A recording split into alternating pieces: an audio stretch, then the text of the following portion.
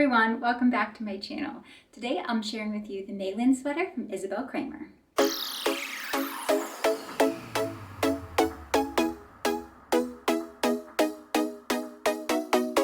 So this is the first time I have knit a pattern by Isabell Kraemer.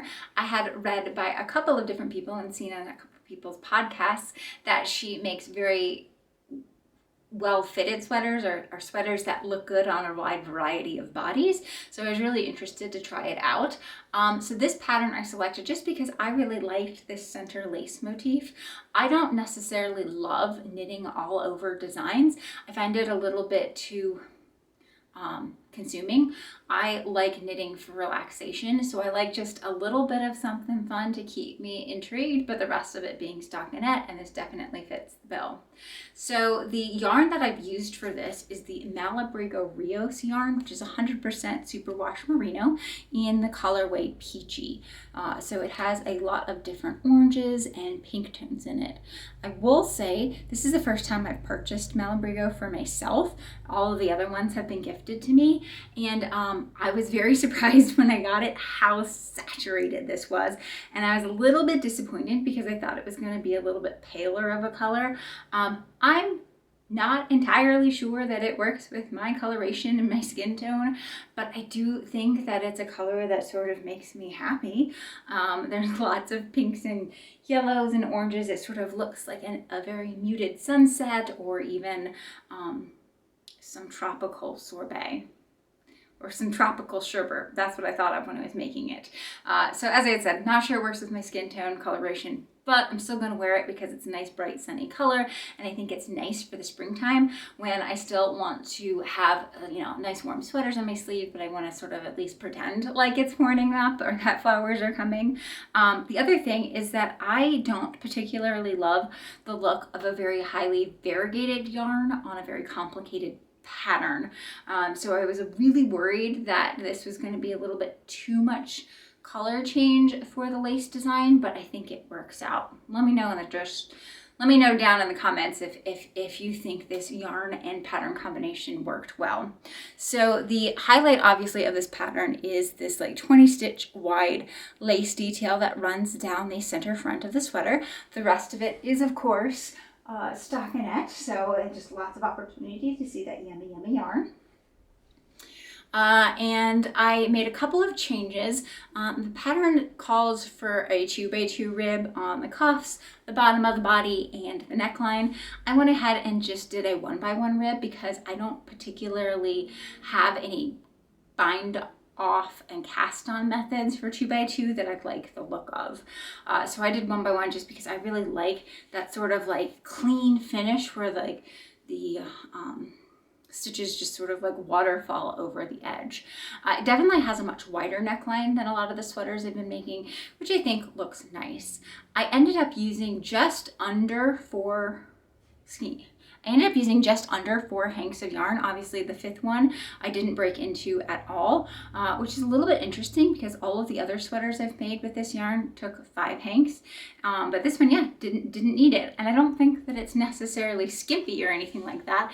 I have full coverage in my arms, and it's definitely coming down to my high hip. So I don't think it's too short of a sweater, so it's interesting that it used so much less yarn. It definitely knit up a lot faster than a lot of the DK sweaters I've been working on lately. I think the body took me a week and the arms took me 2 days. I did take a break in between the body and the arms to do schoolwork.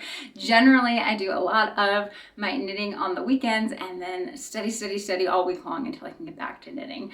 So all in all, I think it took in total 7 days, but that was spread over a little bit longer of a period just because I had breaks in between.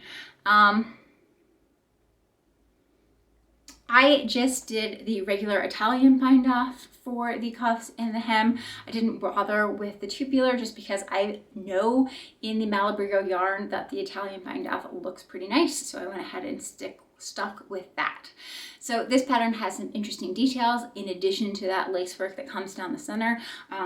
As I said, lace work, so there are some yarn overs, there are some SSKs and knit togethers, but there's also some cabling in here as well where you 2-stitch crossovers. So lots of like slightly more advanced work. In addition to that, we have the raglan increases. They have like a purl stitch that runs in between them. So you have like a purl stitch and then a stitch on either side, and then you make ones and make ones to increase on the raglan. I think that gives it a really nice finish. I'd never seen anything like that, but I would definitely look at using that sort of like decorative raglan in the future. It also has a purl stitch sort of like side seam. I don't know if you can see it because when I blocked it, obviously that's where it bends, but there is a purl stitch side seam that runs here. You're supposed to also do it along the inside of the arm, but I decided not to just because I was alternating skeins when I make this. So it was too much of a hassle to try to keep my tension straight with alternating skeins and putting a purl stitch row into this, or a purl stitch column. I don't know that it adds much to it, to the sides, so I don't think I'm missing out too much on having that on the arms. Like I said, I did alternate hanks in sort of that like helical knitting pattern.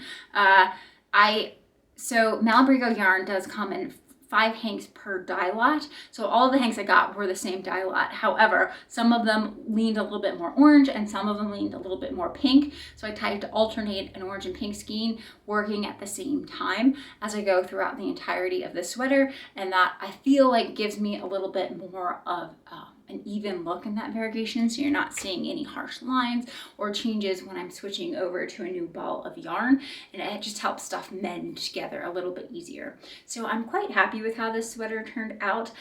It is superwash, so it's a little bit lighter weight, not as warm as some of my other sweaters. I don't know how much I'll be able to wear it in the summertime though, maybe on some of the cold nights and stuff like that, but happy to have it in my stash. Happy to have it in my wardrobe, and sort of like looking at ways to incorporate it into my wardrobe when I'm wanting to feel brighter and sunnier colors, even though I need to be a little bit more covered up. So I hope you've enjoyed my look at the Mailin sweater from Isabell Kraemer, and I'll see everyone next time. Take care.